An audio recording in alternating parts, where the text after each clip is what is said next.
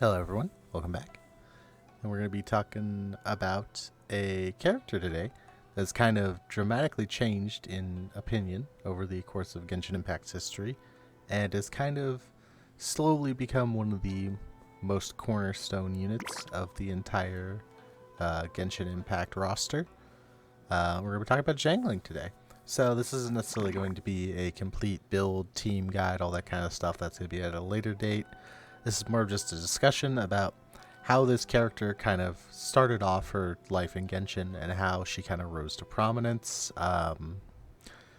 and kind of where she sits now as a unit. So in the early days of the game, there was a lot of talk about a weapon that has a very interesting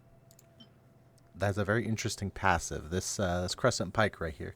So the way this passive works is essentially that whenever you hit, you do an extra attack that does some damage equal to a percentage of your attack. However, this damage is treated as white damage, aka physical damage, so it's amplified by physical damage bonus and by physical damage, and it can crit. So this essentially means that this spear here gives you a ton of extra damage through auto attacks.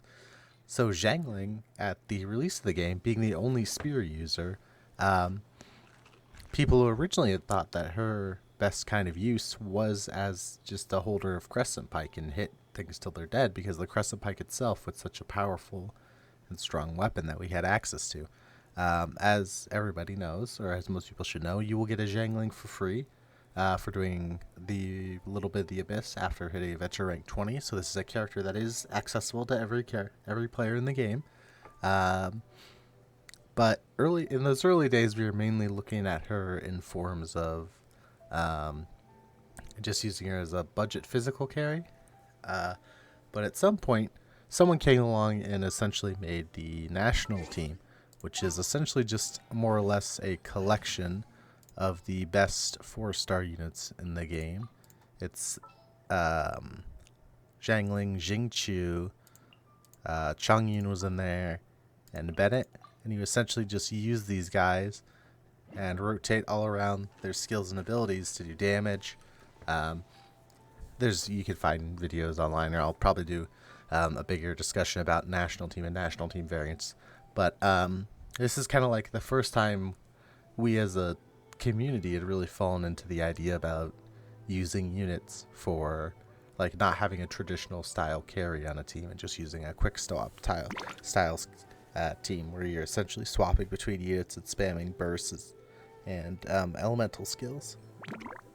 Now, over time, this team has obviously changed, become more popular, but one thing to note is that as this team has gotten more versions of it, as people have iterated on it a little bit more, Xiangling has risen in kind of people's opinion very highly. She started off as just kind of a weird physical DPS replacement, and now she's arguably the premier high pyro DPS. Hu Tao obviously is better at single target and can do better if played well, but Xiangling's kind of like low floor, and how you even if you're like a semi-serious player, you're willing to do stuff like use like Thrilling Tales of the Dragon Slayer on someone like Sucrose and make sure you're swapping in Xiangling to get her buff, and you're getting the Bennett ultimate down to snapshot the burst to do more damage. Xiangling actually becomes arguably the best pyro DPS for you, especially if you aren't willing to learn all the little things that go into getting damage out of Hu Tao. And this is kind of like, it's a relatively big change compared to her original inception. I would say she's one of the units that we as a community kind of missed the ball on, or at least missed it for the longest. Obviously, national team was known just a couple months into the game, but it's kind of just until like Child's second rerun, really, when people really became aware of how good she was. And one thing that makes her so powerful that is quite interesting is Mihoyo essentially decided to give us a free 5-star weapon for her. Now, mine's not max refined because I haven't gotten fishing all for it yet. But at max refine, this thing gives you 32 elemental burst damage and 12% elemental crit rate, which is an insane stat for a character that essentially is all based around their burst. And then on top of that, Xiangling is perfectly situated in that her Ascension talent is EM, which is a very powerful stat that can, especially the first 200 or 300 points. Actually, all of it is valuable, but get you some value out of that. And she also has an extremely powerful constellation here at her C4, which essentially just means her ultimate does 40% more damage.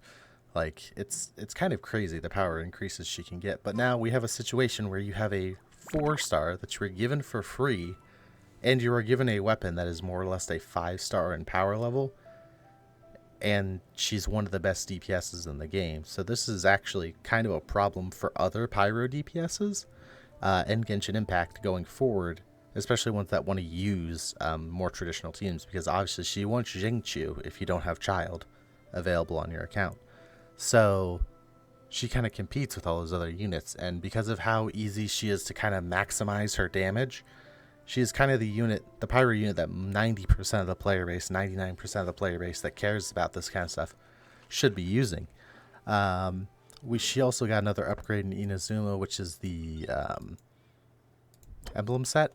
She's going to be running a little bit of ER anyway, gets a little bit of energy recharge from the passive, and then gets the damage, the ER bonus converted into extra burst damage, which is her main thing she cares about. So more burst damage is more burst damage.